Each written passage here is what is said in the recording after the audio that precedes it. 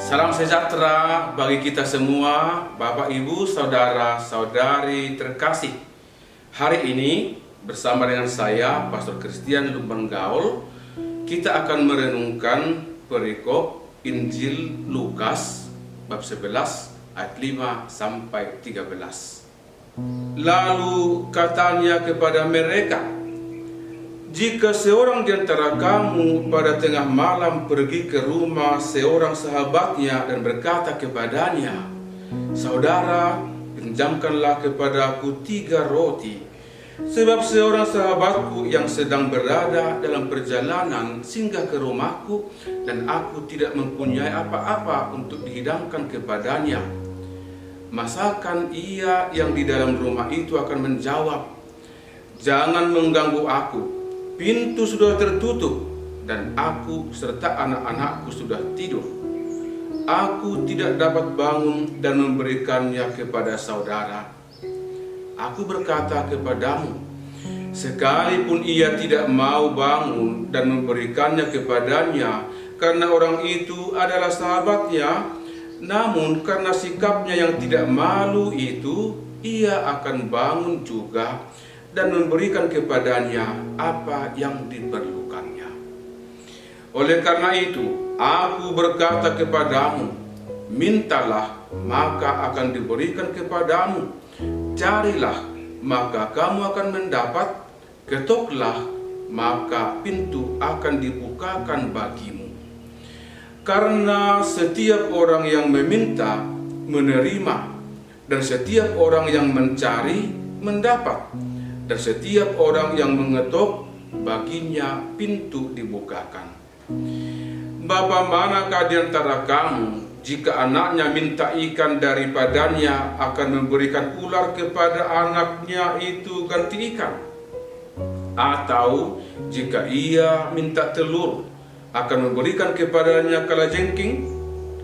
Jadi, jika kamu yang jahat tahu memberi pemberian yang baik kepada anak-anakmu, apalagi Bapamu yang di surga, ia akan memberikan Roh Kudus kepada mereka yang meminta kepadanya.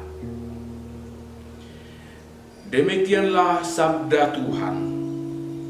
Saudara-saudari yang dikasihi Tuhan, hari ini 7 Oktober 2021. Setiap tanggal 7 Oktober, gereja kita memperingati Santa Maria Ratu Rosario. Tradisi itu muncul bermula dari terjadinya perang antara pasukan Kristen di Malta, Spanyol, dan Italia dengan pasukan kerajaan Ottoman Turki yang datang hendak menguasai Eropa pada tahun 1571. Menghadapi bahaya tersebut, Paus Pius kelima mengirimkan armada untuk menghadapi musuh dan memerintahkan umat Katolik untuk berdoa rosario, memohon dukungan Bunda Maria, dan memerintahkan 40 jam devosi di Roma selama perang berlangsung agar pasukan Kristen memperoleh kemenangan. Dan pada 7 Oktober 1571, Paus Pius kelima bersama-sama dengan banyak umat beriman berdoa rosario di Basilika Santa Maria Maggiore. Demikian juga umat lainnya yang ada di Roma tidak berhenti mendaraskan doa rosario. Saudara-saudari, diyakini bahwa dengan dukungan doa-doa umat tersebut, pertempuran yang terjadi ketika itu di Lepanto akhirnya dimenangkan oleh pasukan Kristen, meskipun jumlah mereka lebih sedikit dari jumlah armada Turki. Sebagai ungkapan syukur, Paus Pius kelima lalu menetapkan 7 Oktober sebagai peringatan Santa Perawan Maria Ratu Rosario.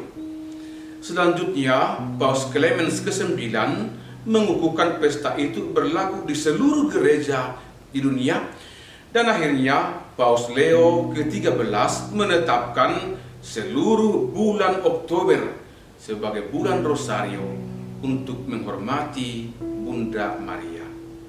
Saudara-saudari yang dikasihi Tuhan, bertepatan dengan peringatan Santa Perawan Maria Ratu Rosario hari ini, perikop Injil yang kita renungkan hari ini menuturkan pengajaran Yesus kepada para muridnya tentang berdoa. Pengajaran itu dipicu oleh para murid yang meminta supaya Yesus mengajarkan mereka berdoa. Dan permintaan itu diluruskan oleh Yesus dengan mengajarkan doa Bapa kami kepada mereka. Sebuah doa yang hingga kini menjadi doa istimewa dan salah satu doa pokok dalam gereja kita. Bahkan doa tersebut dijadikan sebagai model setiap doa dalam gereja kita. Perikop Injil hari ini merupakan lanjutan dari pengajaran Yesus tentang doa tersebut. Ada beberapa hal istimewa disampaikan oleh Yesus dalam perikop Injil ini yang hendak kita sadari bersama dalam hal doa. Yang pertama, tentang relasi antara Allah dan manusia digambarkan bagaikan relasi seorang sahabat. Yesus mengajarkan suatu pemahaman baru tentang relasi antara Allah dan manusia, atau antara manusia dengan Allah. Allah digambarkan sungguh dekat dengan manusia, dan kedekatan tersebut digambarkan bagaikan kedekatan seorang sahabat. Tuhan kita adalah Tuhan yang peduli kepada umatnya. Ia tidak jauh, tetapi sungguh dekat kepada umatnya. Hal itu sangat nyata kita lihat dari perikop Injil ketika seseorang sahabat itu datang menemui sahabatnya, berkomunikasi, menyampaikan isi hati yang kemudian juga sesuai dengan pengajaran Tuhan akan diluruskan oleh sahabatnya itu. Dan saudara-saudari, wujud kedekatan itu sungguh nyata dengan kehadiran Yesus sendiri di tengah-tengah umat manusia. Allah sungguh datang dan sungguh dekat dengan umatnya melalui diri Yesus sendiri. Persoalan yang sering timbul dalam diri kita adalah bahwa kita membangun sikap jauh dari Allah, sehingga merasakan bahwa Allah itu jauh dari kita. Ukuran kedekatan kepada Tuhan muncul dari kita sendiri, bukan dari kemurahan hati Allah, bukan dari rencana Allah. Oleh karena itu, kita sebagai umat beriman hendaknya sadar akan kebaikan hati Allah yang sungguh dekat dan mau mendengar, memahami, dan menolong umatnya dalam perjalanan hidup, bahkan ketika umatnya, kita semua sedang mengalami aneka kesulitan dalam hidup. Hal yang kedua yang mau kita lihat dari perikop Injil ini adalah sikap kita dalam berdoa dan memohon kemurahan hati Allah. Kesadaran akan dekatnya Tuhan itu kiranya selalu hidup dalam diri kita, dan kita tunjukkan juga dalam hal berdoa dan memohon apa yang kita dambakan dari kemurahan hati Tuhan. Itulah juga yang digambarkan oleh Yesus melalui pengajarannya dalam perikop Injil hari ini. Maka sikap pertama yang kiranya kita miliki dalam doa adalah datang ke hadapan Tuhan dengan rendah hati. Kita menempatkan diri sebagai orang yang butuh pertolongan, bagaikan seorang yang datang kepada sahabatnya mohon pertolongan, seperti digambarkan dalam perikop yang baru kita dengarkan. Dengan sikap demikian, kita kiranya datang ke hadapan Tuhan, dan sikap itu sungguh berkenan bagi Allah, dan kita pantas meminta kepada Tuhan. Apalagi bila kita datang meminta dengan sungguh-sungguh, tulus, jujur, dan tidak malu di hadapan Tuhan. Karena itulah Tuhan berkata, mintalah maka akan diberikan kepadamu. Sikap kedua adalah kita hendaknya memiliki usaha dan perjuangan. Tuhan tidak menghendaki kita sebagai orang yang selalu meminta. Bila kita hanya meminta dan Tuhan selalu mengabulkannya, maka ada bahaya kita menjadi orang yang tidak dewasa dalam hidup. Karena itu, Tuhan menghendaki kita juga sebagai orang yang memiliki usaha dan perjuangan untuk memperoleh hal yang kita dambakan. Hal itu dapat kita lihat juga dari ajaran Yesus sendiri dengan berkata, "Carilah, maka kamu akan mendapat."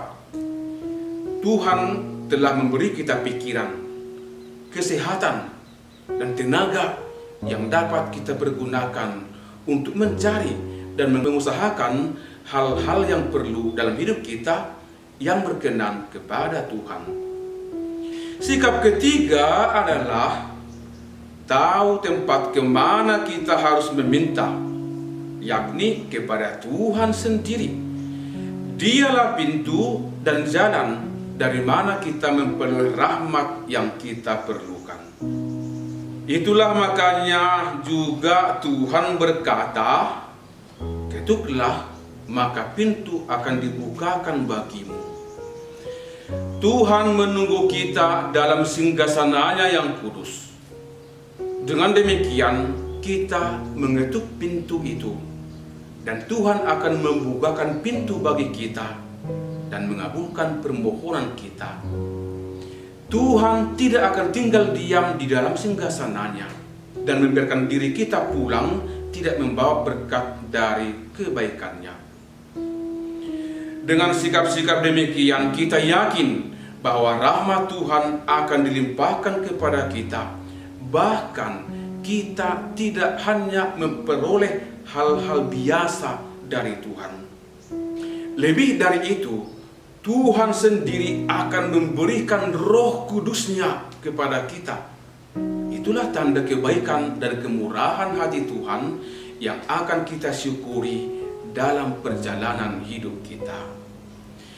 Saudara-saudari yang dikasihi Tuhan, sikap rendah hati dari kita yang datang memohon kemurahan hati Tuhan, kiranya kita pelihara dalam diri kita.